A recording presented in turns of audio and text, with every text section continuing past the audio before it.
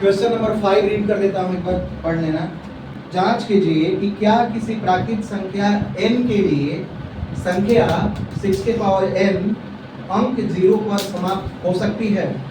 Question है 6 के power n, 6 के पावर n और n क्या है? प्राकृत संख्या है, यानी कि यहाँ पर 1 2 3 4 5 और मान रखकर यहाँ पर चेक करना है कि 6 के पावर अगर हम यहाँ पर प्राकृत संख्या रखें कोई सा भी, तो क्या इसको हल करने पर जो संख्या जो आएगा उसका इकाई का अंक 0 होगा क्या? देखो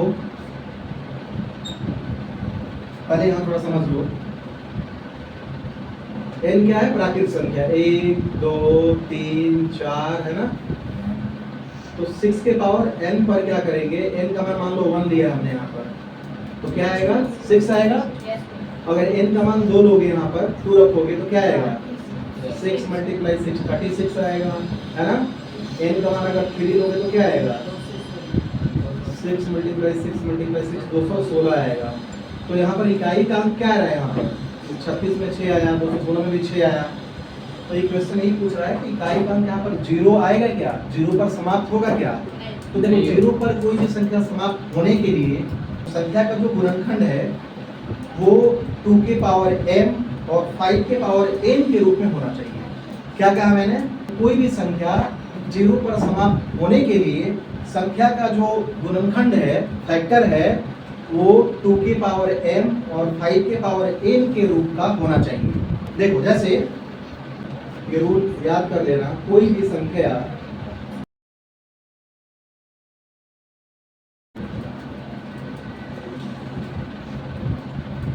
यदि 2 के पावर m 5 के पावर n के की होगी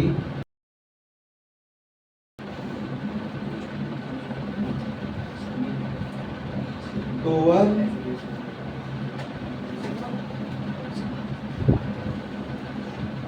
शून्य पर समाप्त होगी। कहां पर? शून्य पर समाप्त होगी। ठीक है। देखो 2 के पावर m और 5 के पावर n का यहाँ पर क्या मतलब हुआ? यानी कि गुणनखंड में कम से कम अधिक से अधिक कितना भी 2 हो जाए और अधिक से अधिक 5 कितना भी हो जाए, कम से कम एक 2 और एक 5 उसमें होना चाहिए, शामिल होना चाहिए। अब देखो जैसे मान लो मैं बोलूं कि यहाँ पर 2 के पावर मान लो 2 है और मल्टीप्लाई 5 के पावर 3 है, तो क्या हो गया? 2 यहाँ पर 2 बार है और 5 कितना बार है? 3 बार है ना। अब इसको अगर तुम मल्टीप्लाई करोगे तो जो इकाई का अंक आएगा 0 आएगा, हर हाल में 0 आएगा। कम से कम अगर 1 2 और 1 5 हो तो आएगा। देखो 5 दूनी 10 आ गया ना। 1 2 और 1 5 को गुणा करेंगे तो 10, 0 तो आएगा, कंफर्म है। बाकी चाहे कोई कुछ भी संख्या बीच में हो, लेकिन 1 2 और 1 5 अगर शामिल हो तो जो यूनिट डिजिट होगा, इकाई का अंक होगा, क्या होगा? 0 होगा। चाहे इस पर कितना भी तुम पावर लगा लो, 5 पंजे 25, 25 दूनी 50 और ये तो 0 यहाँ पर आएगा, इकाई का 0 है ना। तो देखो इस संख्या का हम क्या करेंगे? गुणनखंड निकालेंगे। 6 का क्या करेंगे? फैक्टर फाइंड करेंगे। तो देखो 6 को हम क्या लिख सकते हैं? 2 × 3 और पावर क्या हो गया यहाँ पर? n। अब देखो 2 × 3 यहाँ पर है, 2 × 3 है, जो कि 2 × 5 के रूप में तो नहीं है। तो यह संख्या शून्य पर समाप्त होगी या नहीं? होगी या नहीं? नहीं होगी। क्यों नहीं होगी? रीजन बोलो। क्योंकि यह 2 के पावर m और 5 के पावर n के रूप में नहीं है। यहाँ पर केवल 2 ही है ना, 1 और 5 होना चाहिए था यहाँ पर। अगर 1 यहाँ पर और 5 अगर संख्या होता नंबर, तो यह जो 6 के पावर n है यह 0 पर समाप्त होती। इसको अलग करेंगे तो क्या होगा? 2 के पावर n और 3 के पावर n दोनों पर लगाएंगे तो क्या लिखेंगे? यह संख्या, चूंकि यह संख्या 2 के पावर m 5 के पावर n के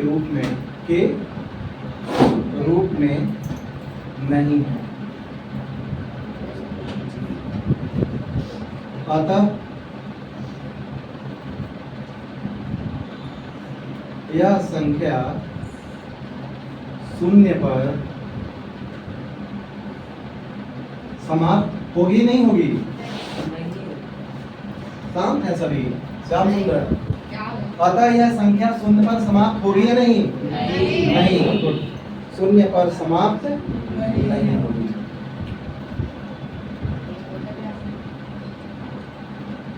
नहीं होगी। इंग्लिश मीडियम वाले क्या लिखेंगे यहाँ पर? लिख सकते हैं यहाँ पर कि this number is not a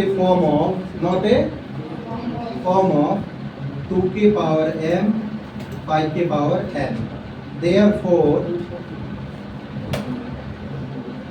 Therefore this number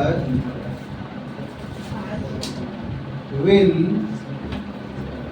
never end with 0. This number is not a form of 2 के power m 5 के power n. Therefore this number will never end with 0. समझ आया सबको?